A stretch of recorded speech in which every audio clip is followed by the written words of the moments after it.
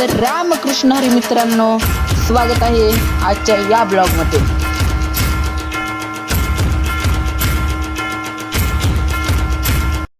तर आज आपण जाणार होतो श्री संत तुकाराम महाराज यांनी साधना केलेल्या डोंगरावरती, म्हणजेच भामचंद्र डोंगरावरती.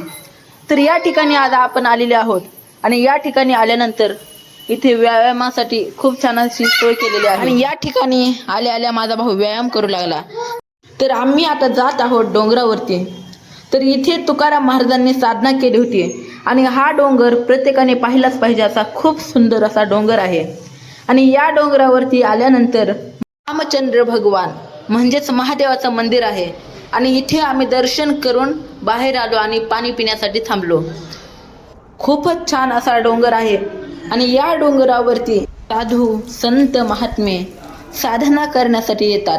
चला तर आता आपण जाऊया घरी. आजचा ब्लॉग कसा वाटला लाईक करा, कमेंट करा आणि शेअर करायला विसरू. रामकृष्ण हरी.